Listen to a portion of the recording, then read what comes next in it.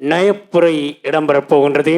நூலிலே இருக்கின்ற நயம் ஒளி ஊடறுத்து வரப்போகின்றது. அந்த உரையினை வழங்குவதற்காக கவிஞர் அருள்நந்தன் அவர்களை அன்போடு அழைக்கின்றோம்.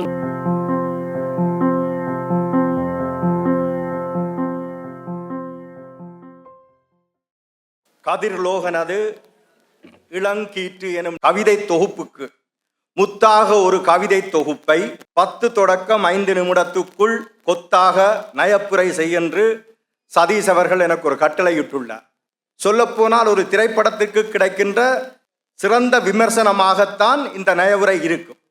இவர் 142 கவிதைகளை இவ்விளங்கீற்று எனும் தொகுப்பில் படைத்துள்ளார். ஒவ்வொன்றும் ஒவ்வொரு உள்ள கிடக்கைகளை அவர் தன் பாணியில் சொல்லிக்கொண்டே வருகிறார். சில இடங்களில் உவமை என்பது நாங்கள் புரிந்து கொள்ளணும். அது இந்த உவமை அணி என்பது ஒரு ஒப்பீடற்ற ஒரு பொருளைத்தான் குறிப்பிடலாம். அம்மாவுக்கு ஒப்பீடாக தங்கத்தை சொல்ல முடியாது என்றால் அம்மாவுக்கு உவமை எதுவும் சொல்ல முடியாது. கண்கண்ட கடவுள் அம்மாண்டு சொல்லுவோம். அப்ப கடவுளுக்கு மேலானவர் அம்மா என்ற அந்த உவமைகள் சில இடங்களில் பிழையாக கையாளப்படுவது இவருடைய கவிதையில் நான் அனைத்தும் வாசித்தேன். அத்தனையிலும் அந்த உவமை ஏற்றங்கள் மிக சிறப்பாக வைத்திருக்கின்றார். கடவுள் வாழ்த்து கவிதைக்குள் நான் பார்த்தது பேரனாரையும் அந்த கடவுள் வாழ்த்துக்குள் அவர் உள்படுத்தியுள்ளார். உண்மையில மிகச்சிறந்த ஒரு நுட்பமானது. என்னென்னு சொன்னால், கடவுளுக்கு வாழ்த்து சொல்லும் பொழுது தன் பேரனாரையும் அதற்குள் புகுத்தி எழுதியிருக்கிறது உண்மையிலே நல்லொரு நுட்பத்தை நான் அந்த கவிதை நூலுக்குள் பார்த்தேன். முதற் கவி தனது வாழ்த்துரையாக இருந்தது. கருணை பொழிவாய் என் மாதா பிதா குருவென்று தான் கொண்டவர்களை உள்நினைத்து முன்னிறுத்தி பாடி தொடங்குகின்றார் தன் கவி தொகுப்பை.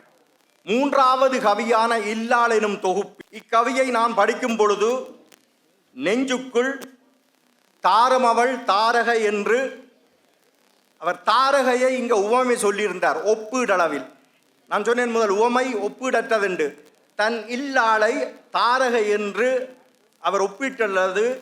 எங்கள் தாரங்களை பார்க்கும் பொழுது நாங்களும் அந்த கவிதை வாசிக்கும் பொழுது ஒரு தாரம் எவ்வளவு எங்களை தாங்குகிறாள் என்பது இல்லாத போது அவர் எழுதியது மனத்தாங்கல்களை ஏற்படுத்தும். உங்கள் உணர்வுகளை அங்கங்கே தொட்டு பார்க்கும் அவருடைய கவி கொத்துக்கள். இல்ல சிலை அவள் இதய குருதி அவள். ஒரு சொல்லுக்குள் ஒரு சூட்சுமத்தை வைக்கிறார். இல்ல சிலை அவள். சிலை என்று சொன்னால் அம்பு என்ற ஒரு பொருளாகவும் இருக்கலாம். இதய குருதி அவள். குருதி ஓடாவிட்டால் இதயம் இயங்கா. இது விஞ்ஞானம். அந்த சூட்சுமம் இதுதான். இதய குருதி அவள். அவள் இல்லாத போது அவர் நடமாடுகிறார். ஆனால் இதயமற்றது என்று சொல்லாம சொல்கிற பாங்கு ஒரு கவிஞனுக்குள் தானாகவே வர வேண்டும். இதுதான் தான் பெற்ற தான் கண்ட அனுபவத்தை தமிழ் மூலம் இக்கவிதையில் அவர் படைத்துள்ளார். தன் காதலை அன்பொழுக சொல்லும் விதத்தில் உயிருக்குள் உருக்கொள்கிறது மனையாள் மாதவம். இது வாசிக்கும் பொழுது நானும் வியந்தேன். இல்லாத போதுதான் அம்மா இல்லாத போது அம்மாவின் அருமை தெரியும் என்பது போல் இல்லாளுடைய அருமை இந்த கவிதை வாசிக்கும் பொழுது எனக்குள்ளே ஊற்றெடுத்தது. 7வது கவிதை அறுவடை. இந்த அறுவடை இதில் அவர் தான் கண்ட கொடுமைகளை அறுவடை செய்துள்ளார். எப்படி என்று சொன்னால், முதிய சொத்து புதிய சொத்து எவ்வளவு, அந்த சொத்து சீதனம் என்பது போல அவர் சொல்ல, முதிய சொத்து புதிய சொத்து எவ்வளவு, வில்லின் வீரன் அம்பு என்று இவ்வினத்துக்கு கிடைத்த சாபங்களை தன் சொல்லடுக்கு மூலம் ஒவ்வொரு இடத்திலும் அதை சாடி செல்லும் ஒரு யுத்தம் புரிகின்ற கவிதையாக 7வது கவிதை இருக்கும். உங்கள் கைகளில் எல்லாம் நூல்கள் இருக்கு.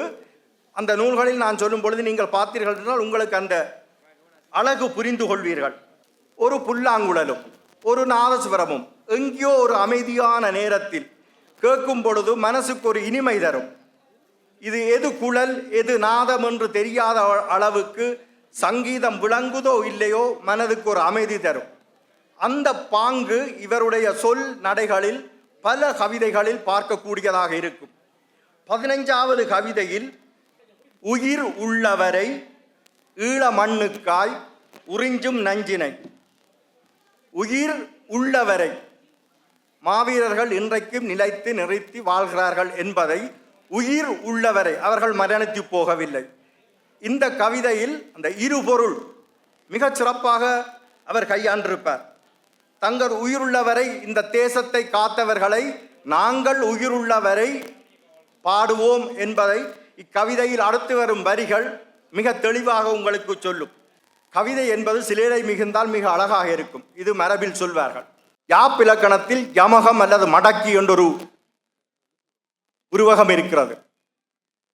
ஒரு சொல்லை திருப்பி திருப்பி எழுதும் பொழுது அது வெவ்வேறு பொருள் தந்தால் அது யமக அணி என்பார்கள்.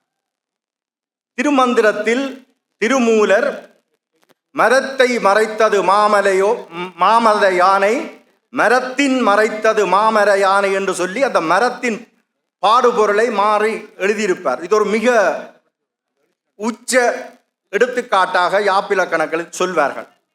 அதையே கவிஞர் கதிர் லோகன் அவர்கள் சங்கடமான சமயம் எனும் கவிதையில் சமயம் எனும் சொல் பல இடங்களில் வெவ்வேறு பொருளில் மிளிர்கிறது. மொழி வறுமையற்றவர்களின் கங்கரியத்துக்கு மத்தியில் ஒரு சொல்லை வைத்து பல சித்து விளையாட்டுகள் காட்டும் ஒரு யுக்தி இந்த யமகம். இது கற்று தேர்ந்தவர்களால் மட்டும்தான் செய்ய முடியும். ஆனால் மிக இலகுவாக இந்த கவிதையில் லாபகமாக இவர் அந்த சமயம் என்று பொழுது, மதம், சந்தர்ப்பம், இயலாமை என்ற பொருள்பட ஒவ்வொரு இடத்திலேயும் இந்த சமயம் என்ற சொல்லை அவர் பயன்படுத்தியிருப்பார். 27வது கவிதை வெண்பா. கவிதைக்கு தலைப்பு மட்டும்தான் வெண்பா. அதை வாசித்து விட்டு அதை ஒற்றி இதுதான் வெண்பா என்று எழுதிவிடாதீர்கள். பல தலைகள் தட்டி விட்டால் அவர்கள் உங்கள் தலைகளில் தட்டி விடுவார்கள். என்றால் அதில் தலை தட்டப்பட்டிருக்கும். ஆனால் இந்த வெண்பாவில் இருக்கும் நயம் மிக அழகாக இருக்கும். அறவழி மறந்த சிவனை தொழுதாலும் நன்மை உண்டோ, சமூகத்தில் நீ அறம் பிறழ்ந்து வாழும் பொழுதும் நீ கடவுள் நம்பிக்கை கொண்டால் அந்த சிவன் உன்னை காப்பாற்ற மாட்டான் என்பதை இது சிவவாக்கியர் பாடல்களில் உள்ள சித்தர் பாடல்கள் பாணியில் இந்த கவிதை வெண்பா இருக்கும். மிக அழகான ஒரு சொல்லாடல்கள், வாசித்து பாருங்கள். ஒரு தனி சொல்லு வைத்து எழுதியிருப்பார், மிக அழகாக இருக்கும். 37வது கவிதை அழகான சந்தங்கள், மிக மிக இலகுவான சந்தங்கள் வந்து வரும். கணக்கில் நான் மரமடி, காதல் கணக்கில் நான் மன்னனடி, உன்னை பின் கொள்ள என்னை பின் என்ன என்று உன்னை என்னை மன்னன் என்று அந்த சந்தங்கள் மிக அழகாக ஒவ்வொரு இடத்திலையும் வந்து விளையாடி செல்லும். இது 37வது கவிதை. மிக அழகாக பார்க்கும் பொழுது, வாசிக்கும் பொழுது இலகுவாக ஒரு மனசில் ஒரு சிம்மாசனம் போட்டு உட்காரும் அளவுக்கு இந்த கவிதைகள் இருக்கும். நான் என் தமிழை இங்கே நான் சொல்ல வராதபடியால் கதிர்லோகனின் கவிதைகளை உங்களுக்கு விளக்கப்படுத்துவது என்பது இந்த நயவுரையில் என்னுடைய விருப்பம். கவிதை 50 அவர் போட்டிக்கு எழுதியதாம். அவரே அதில் குறிப்பிட்டிருக்கிறார். ஆனால் வரிகள் ஒன்றோடு ஒன்று போட்டி போடுகிறது. இருவர் சேரும் போது உயிருக்குள் உறைகிறது, நிறைகிறது. மனங்கள் ஏங்குதலும் பெற்றிடல் முடியுமோ, பற்றுதலில் பாதம் பெற்றிடலில் முடியுமோ, காலடியில் மிதக்கின்றேன் அற்புதம். அந்த கவிதை நான் வாசிக்கும் பொழுது உண்மையிலே மிக ஒரு சங்க இலக்கியங்களை தொட்டு இலவு தமிழில் அவர் அதை படைத்திருப்பார்.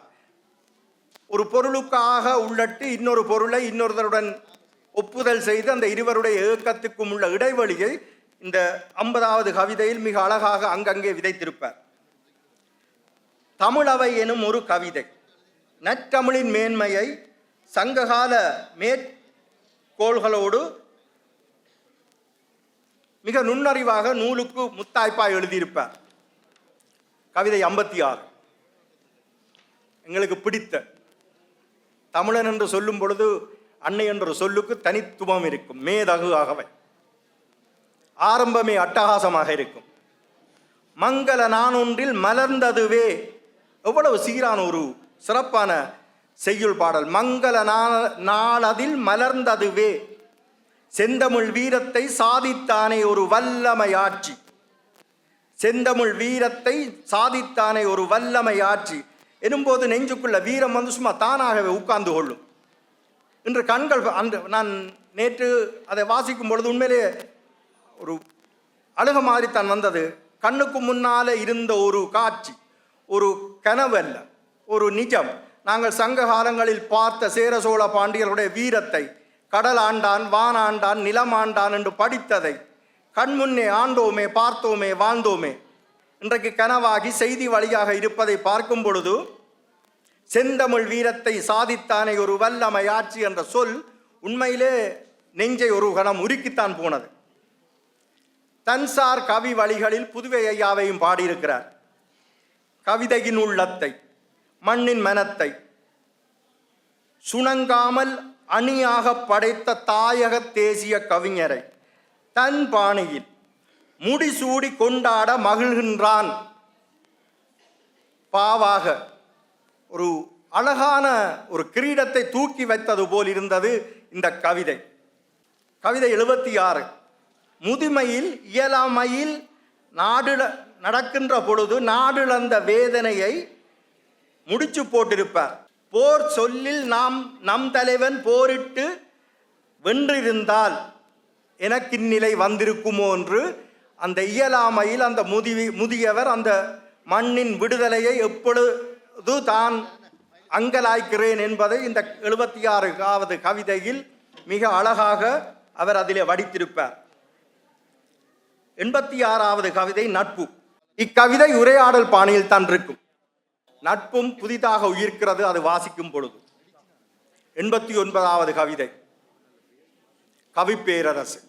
எட்டாமல் இருந்த ஏட்டின் ஓலைகளில் பட்ட தமிழை நாவுக்குள் அடக்கி வார்த்தைக்குள் விரித்து எங்களுக்குள் விதைத்த ஒரு நவீன கால கவிஞர் கவிப்பேரரசை எனக்கு காட்டித் தந்த நட்பல்லவா சதீஷ் என்று ஒரு கவிதைக்குள் இன்னொரு கவிதையை அப்படி போற போக்கில் அடிச்சு போட்டு போயிட்டார். 99வது கவிதை மன வழுத்தம்.